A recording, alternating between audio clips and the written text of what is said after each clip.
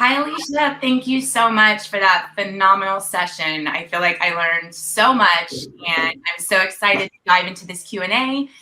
Just to intro myself real quick, my name is Adrienne Mariolis. I am a member of the MSA Coalition Board of Directors. I am also a former care partner to my mom, who had MSAP. I cared for her for about 10 years until she passed in August of 2020. So let's get this Q&A started. We have about 10 minutes. If you do have a question for Alicia, which I'm sure so many of you do, please use the comment section, and you can just go ahead and type in your question into that comment section. And then when I see it pop up, I will go ahead and address it to Alicia so that she's able to answer your questions. So start dropping your questions in the comments. And I'll go ahead and kick things off while we're kind of waiting for the questions to start rolling in. So Alicia, one thing that I wanted to get your expert perspective on is force feeding.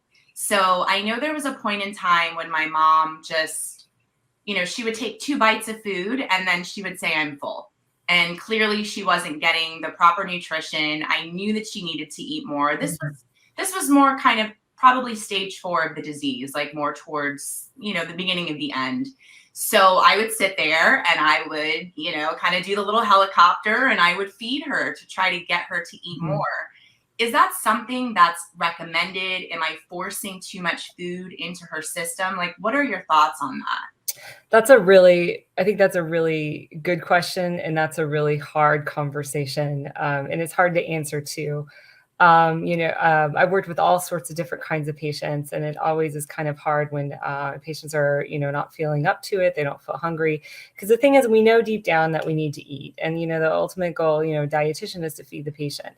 But as I've kind of moved through different kind of patient populations and groups such as oncology and these neurological diseases like ALS and MSA, the perspective changes.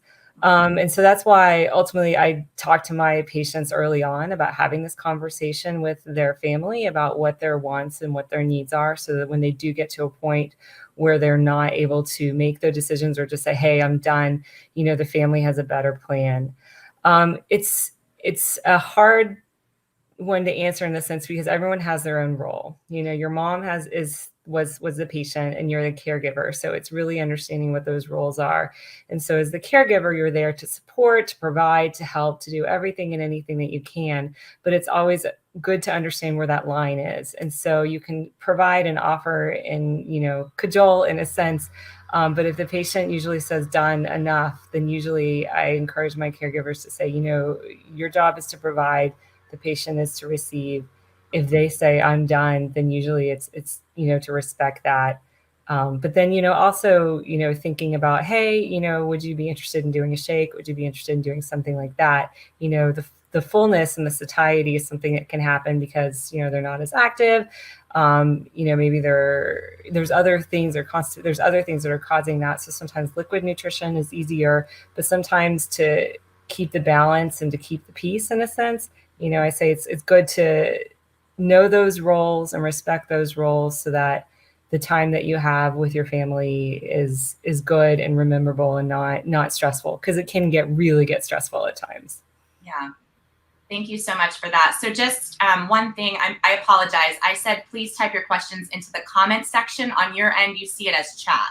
So please use the chat function and type in any questions that you have for Alicia. So I see a question from Christina. She writes caffeine ? Which I'm sure is probably meaning is it okay? I guess that's potentially, Christina, if it's a variation of that, please feel free to. Well, I love my coffee. So so I would never, I've never taken away anyone's coffee, because I just think that's mean. So, but I do kind of talk about how much caffeine they're consuming, what it is, if they're ever been told to avoid it because of other health issues. But as far as maybe it's more of like caffeine and hydration, some real interesting studies have come out lately showing that caffeine is not as awful as we thought it was. It is a stimulant and can make you urinate more. And so if you're drinking like a pot a day, maybe you're not as hydrated. But if you have a cup or two of coffee over the course of the day, then I don't think that's something that's, draining or dehydrating. I just encourage my patients to make sure that they get enough of the other fluids too. Perfect. No, caffeine's good, but also it depends on where your caffeine comes from too. I usually don't recommend those super caffeinated drinks, you know, the ones that are out there. No, those are more usually the amount of caffeine. When I think of caffeine is like what's in a cup of coffee.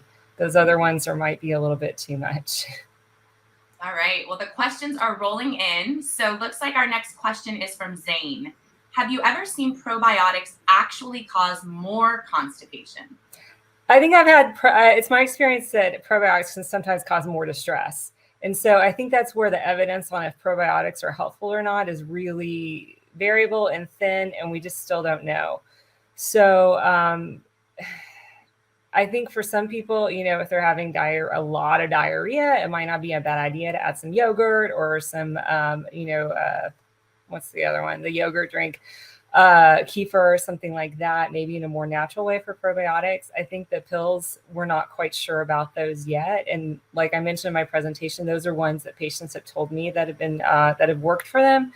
But yeah, I've actually seen the opposite too. So that's why I just don't really know if we have enough information or know if it is helpful or not. All right. So my apologies if I mispronounce your name. I think it's Fatma. Does the use of G-tube lead to the weakening of chewing and swallowing skills? Well, if we think about it, our GI tract, it starts in our mouth and goes all the way through as a muscle. And so if we're not using that muscle, then kind of if you don't use it, you lose it. But it's kind of a hard to answer completely, because I think some of my patients, as they start using the tube, they rely on the tube more, and it becomes a more gentle transition to utilizing the feeding tube a lot more than eating. And I think that there's usually a lot of other things going on, such as energy, such as things like that. So in a sense, the very textbook answer is probably yes, but the real life answer is I think there's a lot of other things that can contribute to that as well. And I do have patients that use both. But I have seen as the course of the disease progresses that the oral intake is less and the G-tube intake is more. And that's why we have it, so we can continue to support our families and keep them strong and keep them nourished in that way. Perfect. So we have a couple more minutes in the Q&A, and I have a couple more questions to go. Suzanne asks, Dr. Lori Mishley's research has shown that people with PD who eat a plant-based diet have a slower progression of PD. Do you think the same would be true for MSA and for PD, Parkinson's disease, for anyone who might be curious about the PD? Sure. I have not read that article, so I can't speak to that directly. I can say when we look at some of the other information as far as neurological diseases, that there are some information of a more plant-based diet. And if we think about more plant-based diet and the research, it's less inflammation. So if you're choosing more fruits, more vegetables, more whole grains, you're getting all those good phytochemicals and, minerals, vitamins, all those good things. So it may be possible. I don't think there's any harm in following a more plant-based diet.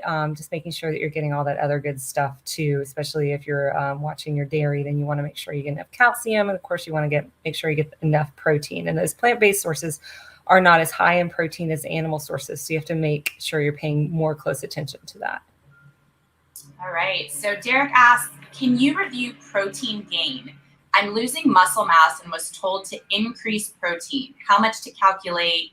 How much would be too much? Okay. So what was the first question? Can I review? Can you review protein gain? Gain. I'm losing muscle mass and was told to increase protein. So with MSA and some of these other neurological diseases, loss of muscle mass is something that occurs. And sometimes if you threw 200 grams of protein at someone, it's not going to make you have more lean muscle mass. But making sure you're getting adequate protein from your diet helps to hold on to what you have. So to do a quick calculation, it's 0.8 grams of protein per kilogram is what's the recommended daily allowance for an average adult. That being said, like I said, as we get older, we need a little bit more. So usually it's closer to 1. So if someone is 120 pounds, and we did a little rough math, and it turns to be 55 kilos, and that's about 65 grams of protein. So sometimes, but like I said, if you eat too much protein, sometimes that's going to convert to extra storage instead of holding on to the lean muscle mass. So it's a balance. But that's kind of, average adult, probably about 60 grams of protein, but that's not taking into account maybe other chronic diseases that are going on, other things like that. But that's probably a good place to start and maybe a goal to focus for. And that's me not knowing anything about you. So it's just kind of, there's, plus and minus, I'm sure, to that. Okay, so apologies if I mispronounced your name. I believe it's How Wei asks, can patients eat spicy food? Why not? I don't know. I'm sure there's other stuff to that I'm not aware of, but if it doesn't bother them, if they're not, sometimes they're having difficulty swallowing. Sometimes the spicy makes it more so. So that's kind of an individual basis. But as far as like an overall arching, if spicy food is going to be off the chart for any reason, I can't think of any reason other than it's not tolerated for whatever reason, like reflux or difficulty swallowing. So I say if it sounds good and you can do it, sure. All right. So we have another question. Does lactate help for lactose intolerance? Sometimes. And what dose? What was the last question? And then what dose? Oh, I would say sometimes it helps.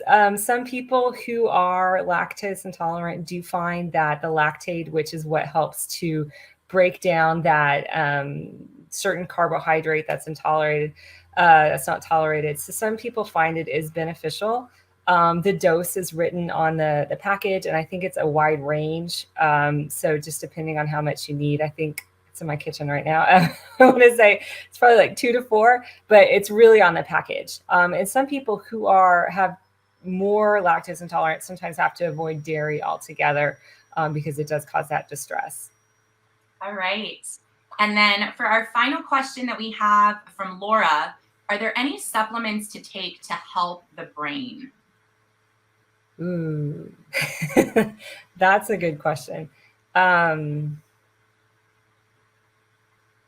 know that there's some that have been out there, like we see like the commercials now for like Prevagen and other things like that. I can't speak to that 100% because I haven't read the research on it. I can say that a healthy diet, such as the whole grains, fruits, and vegetables, and if we think about the one that I talked about that may decrease, the one for neurodegenerative diseases in general, does have all those different kinds of foods. And if we think broader, we have found that, for other chronic diseases, we have found that a healthier diet that has all those things may slow progression. Supplements are tricky because some scientists will look at someone's diet and they'll say, oh, people who eat more vitamin A can decrease the risk of lung cancer, whatever. So then they'll start supplementing, and actually what they'll find is that supplement increases risk. So it's really my firm belief that I encourage my patients, if they can get it from their food, to please try, because that's where all these unrecognizable things that happen occur, and those great phytochemicals and interactions. And so when we bottle it, we lose out on that, and we only may focus on one kind. So I encourage my patients, if they can, to choose more healthy foods over supplements. And so I know that may not be the answer that you're looking for, but that's where I stand on my little soapbox. All right. Well, we have covered off on all the questions. Thank you so much for asking your questions of Alicia. And Alicia, thank you so much for your incredible presentation. I don't doubt that all the patients and care partners who tuned in and will be tuning into the recording are going to just take so much value away from it. So thank you so much. Thank you so much for having me.